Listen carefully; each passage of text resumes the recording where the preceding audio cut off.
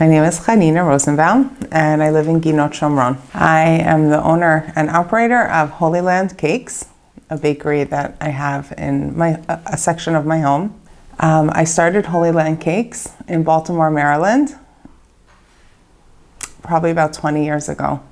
In 2007, we made Aliya, me and my husband and 4 children, to Modi'in. And how old were your children at the time? Tamar, our oldest, was in 4th grade, and then we had Meir in 3rd grade, Max in Gan, and Bella in Ma'on. Now, Tamar is 24, Meir is 23, Max is 20, and Bella is turning 18 this month. So in 2007, we made Aliya to Modi'in, and we took Ulpan. And in Ulpan, everybody had to take turns talking about what they did for a living in the country that they came from.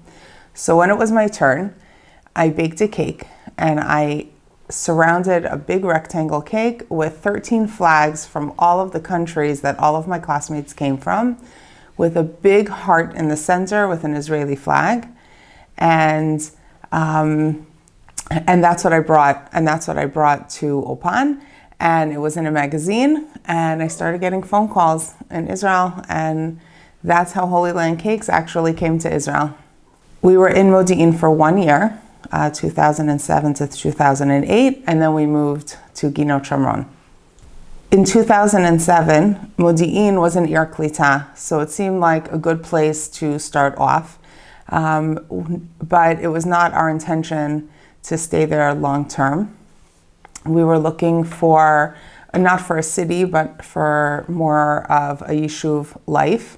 And we started checking out different neighborhoods. And when we came to Ginot Shomron, all 6 of us completely fell in love with this place. And by the end of the Shabbat that we spent here, nobody wanted to go home. Everybody wanted to stay.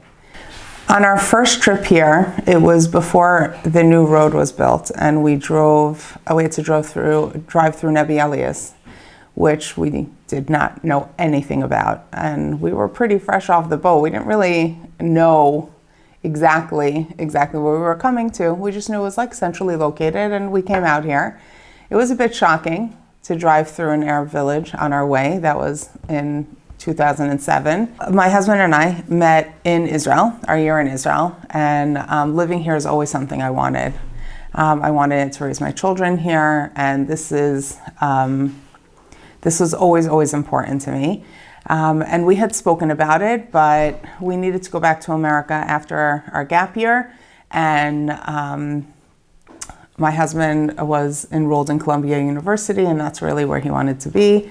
And so we went back to America, got married, and he went to school, and we started a family there.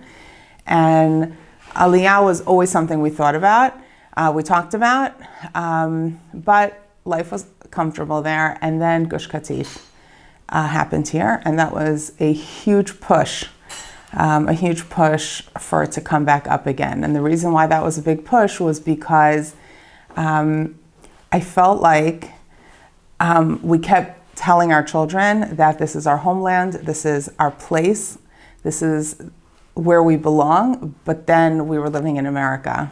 And then to see that what was going on in Israel at the time was that land was that Jews were being pulled from their homes and it was being given away, was a huge push to come here. When we were looking for a community to settle, we wanted something beautiful and more suburban than a city.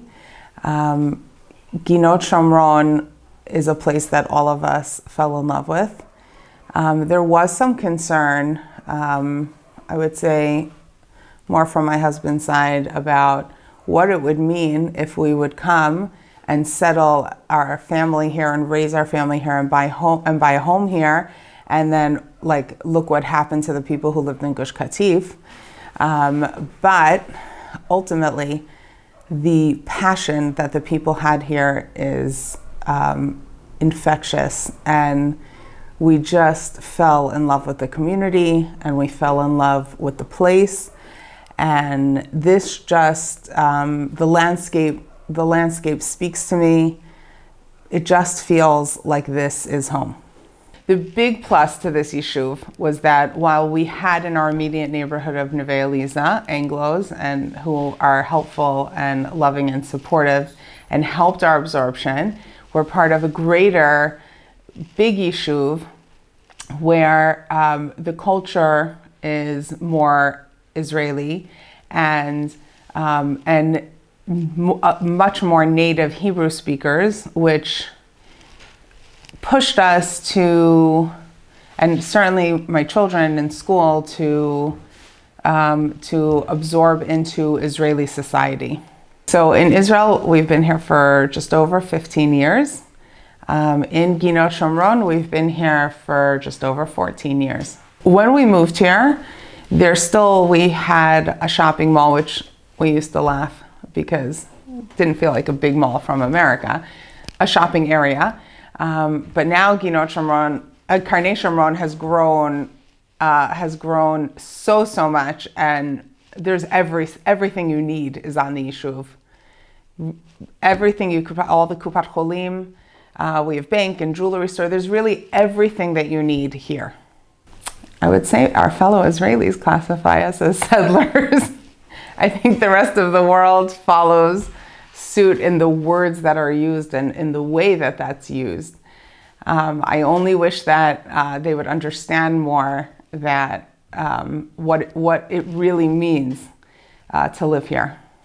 I think that there is a push now that things have gotten so expensive to look out here because the prices are lower.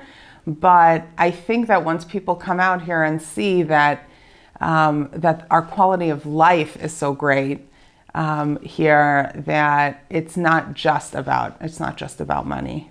In 5 years from now, I picture my family still here. Since we've made Aliya, my parents moved here.